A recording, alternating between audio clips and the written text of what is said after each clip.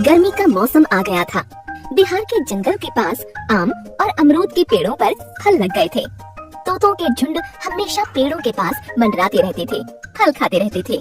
उनकी टेंटे की आवाजें बंद होने का नाम ही नहीं लेती थी। शाम होने वाली थी। अधिकांश तोते वहाँ से जा चुके थे। कुछ गिने चुने तोतों के बीच एक लाल रंग का अप्पू तोता फल खाने में व्यस्त था। वहीं एक सफेद रंग का श्वेत कबूतर भी था। लगता है तुम्हारा पेट अभी भरा नहीं है। क्या करूं भैया, आज देरी से आया हूं। अभी तो शुरुआत हुई है। तुम क्या जाने की तैयारी में हो? सूरज ढलने वाला है। अंधेरा होने पर अपना बसेरा ही सुरक्षित नजर आता है। कुछ दिखाई भी तो नहीं देता। जाना तो मैं भी चाहता हूं, लेकिन कुछ फल लेकर जाऊंगा। क्या रात में भी खाते हो? अरे नहीं, मैं अपने खाने के लिए नहीं, बल्कि दो बच्चों को खिलाने के लिए ले जाता हूँ। सवेरे सूरज की पहली किरण के साथ उनकी चोंच में कुछ जाना चाहिए, वरना वे पूरा घोंसला सर पर उठा लेंगे। दिन भर अप्पू चाचा की रट लगाते रहते हैं। दिन में कई बार उनके खाने का इंतजाम करता हूँ। इसी में समय बीत जाता है। उन बच्चों की माँ क्या करती है? उनकी माँ नहीं है। बेचारी गौरैया ने एक बात से उन बच्चों को बचाते बचाते अपने प्राण दे दिए। वो बच्चे गौरैया के हैं? हाँ, गौरैया के ही बच्चे हैं। अब मेरे साथ रहते हैं। मुझे अपना चाचा कहते हैं। मुझे भी अपने दोनों नन्हे मुन्ने प्यारे भतीजों से बड़ा प्यार हो गया है। सवेरे सवेरे उनकी चू चू सुनकर दिल खुश हो जाता है। हाँ, शायद इसीलिए कहा जाता है कि एक न एक डोर से हर कोई बंधा होता है। जिसका कोई भी नहीं, उसका खुदा होता है। वही खुदा किसी न किसी बंदे को भेज देता है। जैसे तुम्हारी ड्यूटी लग गई है, एक दिन आऊंगा मैं भी तुम्हारी महफिल में। प्रिय भतीजों का भी दीदार मुझे करना है। इतना कहकर श्वेत कबूतर उड़ गया और अप्पू तोता अपने भतीजों के सवेरे के नाश्ते का इंतजाम करने लगा। सब पक्षी चले गए थे। अकेला अप्पू बच्चों के लिए नरम फल ढूंढ रहा था। सूर्यास्त हो गया। बड़ी मुश्किल से उसे एक फल मिला और वह उसे लेकर अपने इलाके की ओर उड़ गया। रास्ते में बड़े उल्लू गप्पू ने उसे देख लिया। अरे अप्पू भैया, नाइट में तो हम उड़ते हैं, तुम कैसे आज फ्लाई कर रहे हो?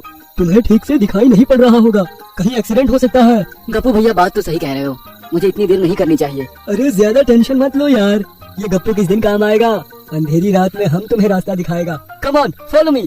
मैं आगे उड़ता हूँ, पीछे पीछे आ जाओ। दोनों साथ साथ उड़ने लगे। गप्पू भैया, एक बात बताओ, ये अंग्रेजी कहाँ से सीख लिए? Very interesting. ऐसा है, एक बार हम फॉरेस्ट ऑफिसर जॉन डिसोजा के बंगले के बगल वाले पेड़ पर अपना होम बनाए थे। वो ऑफिसर रोज सिगार पीते हुए आधा अंग्रेजी आधा हिंदी में गिटिर पिटिर करता था। पहले हमारे माइंड में कुछ नहीं उतरता था। धीरे धीरे हम अंग्रेजी को सही से पकड़ने लगे। भैया सीख कर हम भी गिटिर पिटिर करने लगे। अब तो हम अंग्रेजी में फ्लाई करना भी जानते हैं। भैया कुछ भी कहें, तुम बहुत क्या कहते हैं, इंटरेस्टिंग। हाँ, इंटरेस्टिंग बंदे हो। ये है हमारी कंपनी का असर। मतलब थोड़ी देर का साथ मिला और हमारे से अंग्रेजी सीख गए। डेली मिलो तो हम तुमको मास्टर बना दे। यही रात वाला डर लगता है, वरना हम तो रोज आपसे ट्यूशन लेते, बदले में अमरूद देते। अच्छा भैया, हमारा होम आ गया है। हमारे जाए बगैर नौटी बच्चे सोते ही नहीं है। गप्पू उल्लू अप्पू तोता को पहुंचाकर वापस लौट गया। अप्पू तोता अपने घोंसले में पहुंच गया। उसने देखा एक बच्चा पप्पू अंदर बैठा है और दूसरा चप्पू दिखाई नहीं पड़ रहा। अप्पू तोता परेशान हो गया। अरे पप्पू, चप्पू कहाँ गया? चाचा वह आज बहुत फुदक रहा था, कह रहा था मैं उड़ना जानता हूँ।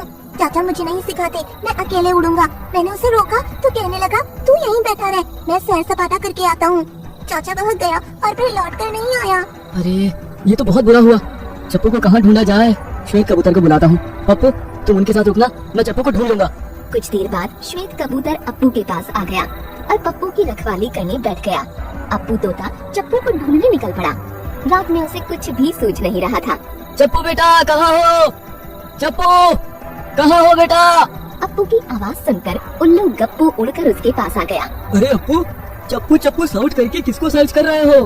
अरे गप्पू भैया, मेरा भतीजा चप्पू कहीं चला गया है, उसका कहीं पता नहीं चल रहा है। मैं बहुत परेशान हूँ। डोंट वरी मैन, मेरे साथ चलो, मैं तुम्हारी मदद करूँगा। चप्पू को ढूंढ निकालूंगा। वह पूरा जंगल छानने लगे। बहुत समय बीत गया, लेकिन चप्पू का कहीं पता नहीं लगा। अचानक उल्लू गप्पू की नजर एक पेड़ पर पड़ी। एक बड़ा सा सांप उस पर चढ़ रहा था। पेड़ की डाल के एक बड़े छेद से आवाज आई, बचाओ बचाओ, सांप आ रहा है, चाचा बचाओ। अरे ये तो चप्पू की आवाज है, उसे बचाना होगा। आई सी, मैं ठीक से देख पा रहा हूँ। जल्दी आओ, पहले सांप पर अटैक करो। उल्लू और तोता दोनों मिलकर सांप के ऊपर हमला कर देते हैं। दोनों की धारदार चोंच का सांप के ऊपर प्रहार होने लगा। सांप डर के मारे पीछे जाने लगा। ये स्नेक मेरे चप्पू को डरा रहा था। अच्छा हुआ हम लोग टाइम पर आया। अरे चप्पू बाहर आ जा। हाँ मेरे बच्चे चप्पू, अब डर मत तू, सांप डर कर भाग गया, अब कोई खतरा नहीं है। चप्पू राजा बाहर आ जा। चप्पू बाहर आ गया। अप्पू तोते की जान में जान आई। बेटा चप्पू, मैंने तुम्हें हमेशा अपने भाई पप्पू के साथ घोंसले में रहने के लिए कहा था, लेकिन तुमने मेरी बात नहीं मानी और इतनी परेशानी उठानी पड़ी। तुम परेशान हुए, हम भी परेशान हुए और साथ ही गप्पू चाचा भी परेशान हुए। यदि जरा सी भी देर हो जाती तो न जाने क्या होता। इसीलिए भविष्य में कभी भी बिना आज्ञा के कहीं मत जाना। ठीक है चाचा, अब ऐसी गलती दोबारा नहीं करूँगा, मुझे क्षमा कीजिए। बच्चा सॉरी बोलता मैन, उसको माफ कर दो। बच्चा don't repeat this mistake again, ऐसा मत करना। Okay uncle. अरे ये भी इंग्लिश सीख गया। और सबके चेहरे खिल गए।